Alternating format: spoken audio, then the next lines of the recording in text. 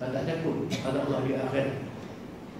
Sebab tu banyak kes-kes mahkamah dalam Islam, banyak orang yang tidak mahu bersumpah pasal nak mengelakkan daripada kebukaan Allah kepadanya yang memperalatkan nama Allah.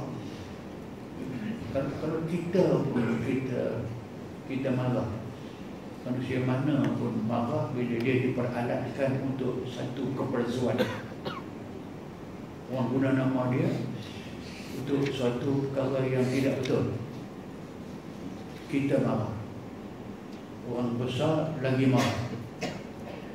Ini Allah Ta'ala yang maha sempurna.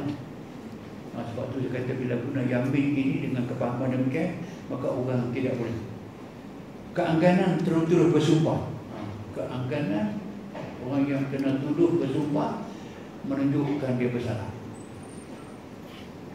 Keangganan pendakwa pun dia enggan, dia gagal, dia sampai ke peringkat mahkamah ketua dia bersumpah, dakwaan kamu betul, dia enggan bersumpah, maka maknanya dakwaan dia pada ketika itu kena minta sumpah yang kena tuduh. Tapi kau yang kena tuduh pun tak mau sumpah juga. Tengok air muka. Kena hakim kita dengar pelakir dia muka bersalah tak kena. Ada imbas, ada merah. Hati kamu minta kepada Allah Ta'ala, dua-dua ni sama kuat. Dua-dua tak mau sumpah. Yang tuduh pun tak mau sumpah, bukti tidak kuat. Yang kena tuduh pun tak mau sumpah, tapi tidak ada bukti lain. Nak buat macam mana? Takkan biar itu. Setidak-tidaknya kamu buang kes. Kalau yang tak puas hati dibawa dalam perbicaraan rayuan. Tapi itulah keengganan tertuduh bersumpah itu mengatakan dia bersalah. Status sumpah berdakwa sama dengan pengakuan tertuduh. Kalau sama-sama, dia katakan bahawa status sumpah pendakwa setelah tertuduh enggan bersumpah seperti yang diterangkan di atas adalah sama seperti pengakuan tertuduh. Sama dengan pengakuan. Okey, keengganan pendakwa bersumpah gugur tuntutan. Kalau yang mendakwa tadi beria-ria sangat mendakwa hak dia ada persimpulan, maka kamu perkuatkan tuduhan kamu itu dengan sumpah, dia akan bersumpah. Maka hakim fahamlah mengatakan bahawa dakwa itu palsu, maka boleh buang kes. Pasal apa? Mana mungkin seorang Islam tak mau sumpah dia kebahagiaan betul? Itu dikatakan bahawa sekiranya pendakwa pula enggan bersumpah setelah diminta oleh hakim tanpa sebab yang menasabah, dakwaannya digugurkan, maka tak habis dakwaannya. Pihak tertuduh diam. Saya sebut awal tadi, tertuduh diam. Orang yang berdakwa telah membuat dakwaan, bawa segala bukti,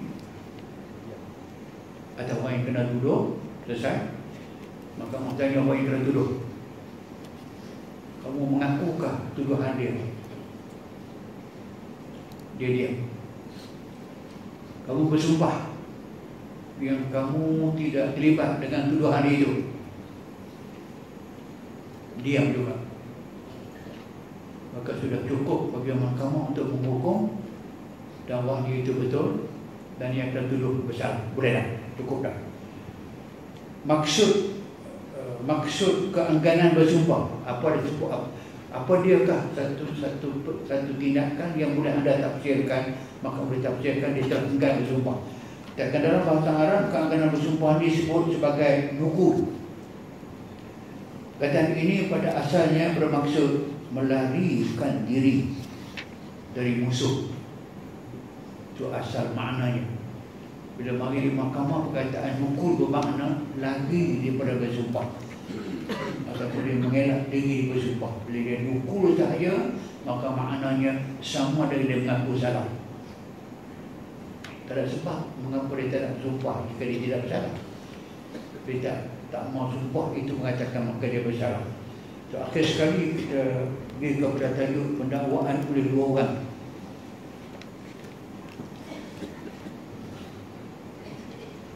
Contoh yang selalu bawahnya adalah fakta. Dua orang, macam saya pernah sebut dulu, dua orang perempuan mendakwa bayi itu anak dia. Bukti tak ada. Ketika itu DNA tak boleh dibuat, tak ada DNA. So hakim yang mendakwa kata, ini anak saya. Kalau kata ini anak saya, bercakap rumah, rumah. Bukti tak ada. Sumpah, dua-dua tak mau sumpah. Maksudnya tidak kuat, tapi dia dakwa. Umar kata kalau begitu, saya akan potong budak ini dengan 2 potongan. Sekerat kau bagi kepada yang pendakwa, sekerat yang kena dakwa. Hukum. Kau potong budak tu bagi 2, bagi adik, siapa nak kepala, siapa nak kaki. Sebab orang yang mendakwa tu kata, kalau begitu, saya tarik balik dakwaan saya, berilah kepada dia. Itu dia anak dia, bukan anak saya. Umar kata, izan ittadahal amr. Kalau itulah yang jadinya, maka ternyatalah yang benar. Anak ini sebenarnya anak kamu, bukan anak dia. Pasal ibu kandung sahaja yang tak sanggup, anak dia dibunuh. Ibu tak kandung boleh terima anak tu bagi 2. Oh, anak yang macam barang kalau dia bagi 2, yang macam buah mempelak. Itu bukti. Sebab saya katakan bila ini dua-dua orang makan. Dan hak sama. Kalau ada sekiranya tanah yang diminta tadi, hak itu hak dunia, hak tanah. 2 ekar tanah, 2 orang mendakwa. Tak nampak siapa yang kuat, siapa yang lemah, dua-dua sama. Mudah saja mahkamah putuskan tanah itu dibagi 2. Tanah boleh bagi 2. Jadi mudah bagi 2. Kemudian kerat tegang ke tu kepala turun ke bawah. Mak sebenarnya yang tak mahu. Maka hukum itu. Begitu juga dalam hadis Nabi, 2 orang laki-laki memiliki seekor unta. 2 orang laki-laki mendakwa memiliki seekor unta atau seekor haiwan di hadapan Nabi SAW, masing-masing tidak mempunyai bukti. Nabi SAW membahagikan haiwan tersebut kepada mereka berdua. Itu Nabi pernah buat begitu. Kalau kuat bukti seorang, bagilah kepada seorang itu. Kalau tidak kuat, maka bagi 2. Ataupun gunakan sumpah.